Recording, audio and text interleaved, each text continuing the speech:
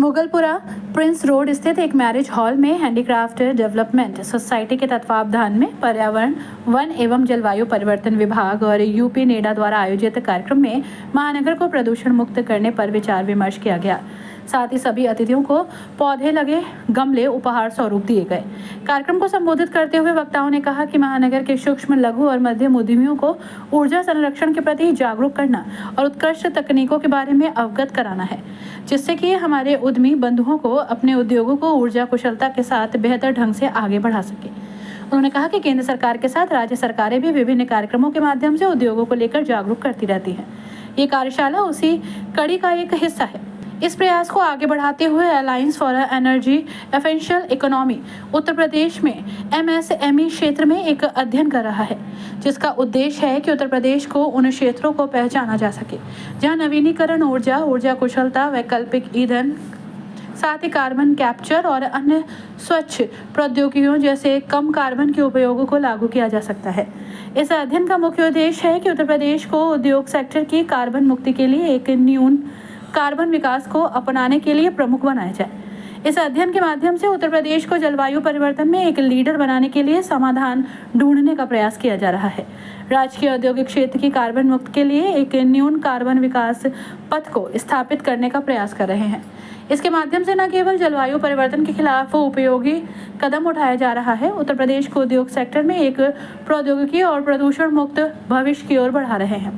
इस दौरान दिल्ली से आई टीम ने प्रोजेक्टर के माध्यम से पर्यावरण संरक्षण और प्रदूषण से जुड़े हर पहलू को समझाया। तो हमारा मकसद हमेशा रहेगा, जब भी हम जलाते हैं, जब कोयला जलाते हैं, तो अक्सर काफी हिस्सा कोयले का नहीं जल पाता है, क्योंकि वहां तक हवा नहीं पहुंच पाती।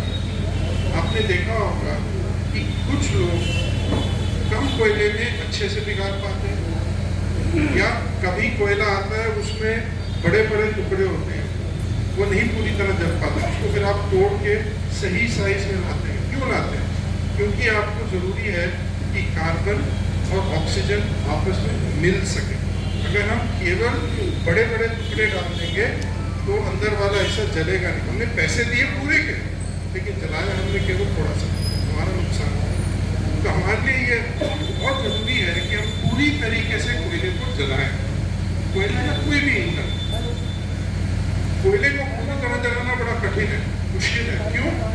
क्योंकि वो सॉलिड रूप में आता है। जितनी भी ऊर्जा किसी भी ईंधन में हो उसको बोलते हैं ग्रॉस कैलोरीफिक वैल्यू, मतलब कितनी एनर्जी वो हमको दे सकता है।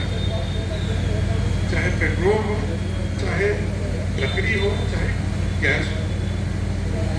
आगे बढ़ते हैं, जो भी कोयला हमें दिख रहा है वो कभी ना कभी पेड़ पौधे था।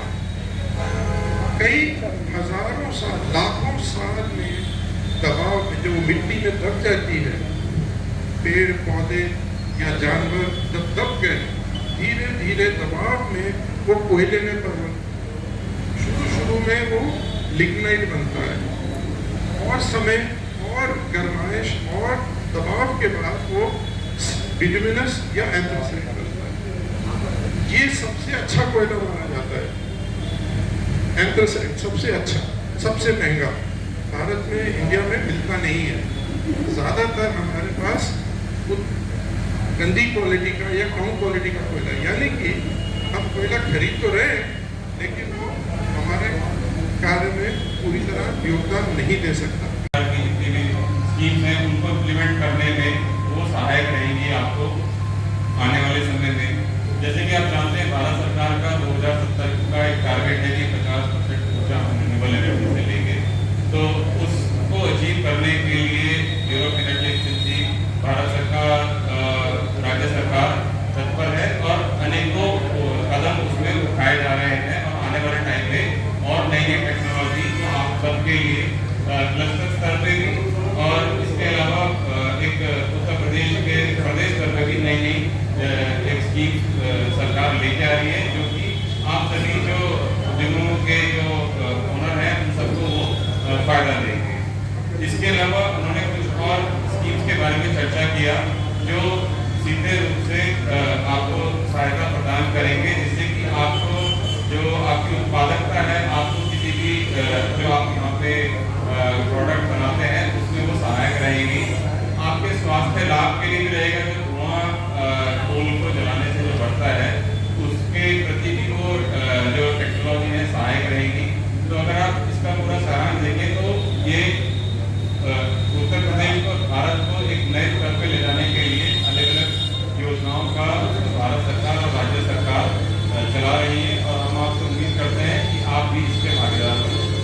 लोग वहाँ पर रहेंगे, बट ये अभी बहुत उस स्टेज में है जिसमें वार्तालाप चल रही है। जैसे आप कोई हम चीज़ कराना चाहते हैं तो आपका भी हमें फीडबैक लेना होता है कि आप क्या सोच रहे हैं, आप क्या जानना है। कई बार हमारी सोच और आपकी सोच अलग हो सकती है, तो सिस्टम से तो हम चाहते हैं कि ट्रैफिक हट जाए, लेकिन अगर 2 दिन घर के सामने अगर कोई सवारी ना मिले तो वो भी एक समस्या है। ठीक है, मार्केट कैसे जाएंगे, स्कूल कैसे जाएंगे, तो वो सारी चीज़ों को ध्यान में रखते हैं। अगर हम केवल एक वर्ग या कम्युनिटी पे फोकस करें कि भाई आपकी समस्या ये है कि ट्रैफिक है, क्योंकि हम 4 व्हीलर्स आने नहीं दे रहे हैं अंदर, और अगर हम छोटे छोटे रिक्शा और ये भी बंद कर दें तो उससे भी समस्या आएगी। तो उस पूरी चीज़ को सबको देखते हुए व्यवस्थित करने के लिए एक राउंड हम लोगों ने एसपी ट्रैफिक सर के साथ और ई रिक्शा वालों के साथ मीटिंग की है, और उनको बता दिया है कि धीरे धीरे जो भी रजिस्टर्ड है उनको एक आध केसेस में ये भी संज्ञान में आया कि एक ही व्यक्ति के नाम पे कई रिक्शा ई रिक्शा निकले हुए। अब वो पता नहीं because of the fault in the software या जो भी हुआ होगा, तो हम ये चिन्हित कर रहे हैं कि एक व्यक्ति कितने ई रिक्शा रख सकता है, क्योंकि वो एक रोजी रोटी का साधन तो हो सकता है, बट बिजनेस का साधन नहीं बनाना चाहिए उसको। तो इन सब बहुत सारे छोटे बड़े मुद्दों पे उसमें विचार चल रहा है, जिससे कि ट्रैफिक जो व्यवस्था है सिटी एरिया का। अब मैं ये बताऊंगी कि जब मैं कोतवाली, मुगलपुरा और इधर नागपरी थाने में पेट्रोलिंग करती हूँ कभी, तो मेरी खुद की गाड़ी को निकलने में 4 लोगों का पता चला बाइक टेढ़ी हो रही है, कभी ये हटा रहे हैं। तो अब मैं देखती हूँ कि बहुत कंजेस्टेड एरिया है और रेजिडेंशियल एरिया है, और कोई भी चीज़ हम इतनी आसानी से उसको बंद नहीं कर सकते। तो वो चीज़ चल रही है, और इवेंचुअली थोड़े टाइम में हम ई रिक्शा की जो समस्या है उसको ऑर्गेनाइज करके ठीक कर देंगे। कार्यक्रम को Vipin Rohela, Shaurish Bhardwaj, joint director BEE MOP Shyam Sundar, Rajat Batra, Vikas Singh, Mihir Sharma, handicraft development society के अध्यक्ष नोमान मंसूरी ने संबोधित किया।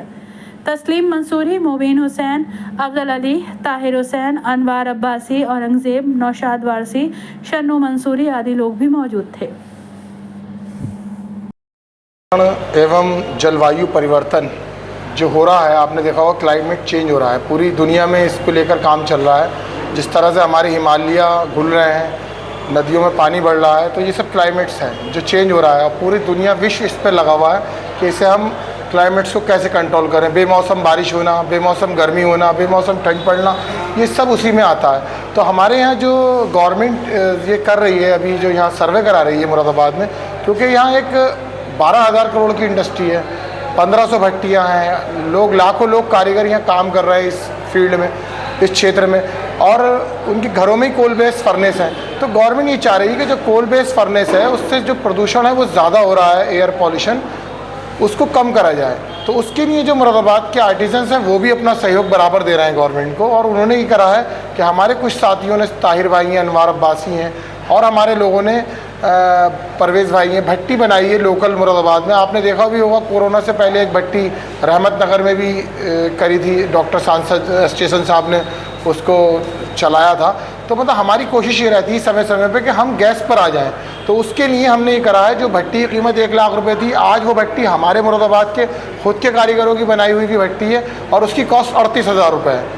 अब हम उस 38,000 रुपये पे भी चाह रहे हैं कि गवर्नमेंट कहीं से हमें मदद करे, जैसे टूल किट वितरण जो पॉलिसी है ODOP स्कीम की या भारत सरकार की कुछ स्कीम है, उसको उसमें शामिल कर लिया जाए और हमें वो भट्टी फ्री में दे दी जाए, जैसे टूल किट के तौर पर जैसे सामान बट्टा है। तो बीच में AEEE कंपनी के लोग और जो संस्थाएं हैं जो इस पे काम कर रही हैं दिल्ली से, वो लोग यहाँ आए हैं, उनका मैं शुक्रिया अदा करूँगा कि उन लोगों ने यहाँ आकर अपने यहाँ आर्टिजन्स को टाइम दिया, और उन्होंने इन आर्टिजन्स को बात समझाई, और उनसे कम से कम 2-2.5 घंटे एक सेशन चला, ओपन सेशन भी चला, उसमें लोगों को सुना भी, उनके सुझाव भी लिए, उन्होंने अपना भी बताया। और इसमें जो एनर्जी एफिशिएंसी के लोग हैं, दिल्ली भारत सरकार के लोग, वो लोग ऑनलाइन जुड़े, उन्होंने यहाँ के आर्टिजन्स से बात की। तो हमें लगता है कि आने वाले वक्त में कुछ ना कुछ एक बड़ा कुछ देखने को मिलेगा, बदलाव मिलेगा। और हमारी शहर की जो, मैं आज ADM सिटी साहब आए ज्योति सिंह साहब, मैं उनका शुक्रिया अदा करूँगा, वो उन्होंने इस प्रोग्राम को अटेंड किया और बहुत ही रुचि ली, और उन्होंने चाहा कि मैं आर्टिजन्स के बारे में और यहाँ के कारीगरों के बारे में जानूँ, यहाँ के कारखाने के बारे में जानूँ कि कैसे लोग काम करते हैं। हमने उनके सामने मांग रखी कि मैम, अगर जो मतलब इससे पूर्व में जो ज़िलाधिकारी थे ज़ुहैर बिन सगीर साहब, उन्होंने जो आर्टिजन्स पार्क के लिए एरिया दिया था 500 बीघा, वही चीज़ अगर दोबारा से लागू कर दी जाए और उसको फाइल को खोला जाए और उसको जो हमारे आर्टिजन हैं, आज घरों में लोगों के एक परिवार में 4 भाई हैं, उनके पास ज़मीन नहीं है, बंटवारा हो गया, कहाँ जाएं वो अपनी भट्टी लेकर। तो अगर वो आर्टिजन्स पार्क अगर बन जाए और वहाँ उनका वर्कशेड स्कीम में उन्हें स्टॉल वो मिल जाए, अपना प्लॉट, वहाँ वो अपनी भट्टी लगा लें, तो उनके बच्चों को स्वास्थ्य सेवाएं, उनको स्कूल, उनको एजुकेशन, उनको स्वास्थ्य, सब कुछ एक प्लेटफॉर्म पे मिल जाएगा और ईटीपी प्लांट लग जाए, जो वहाँ का कचरा है वो सही से निस्तारण हो जाए। मतलब इन चीज़ों को लेकर आज जो है ये एक तरह से वर्कशॉप हुई है स्टेक होल्डर्स की, और एक अच्छे इसके परिणाम मैं समझता हूँ आएंगे भविष्य में।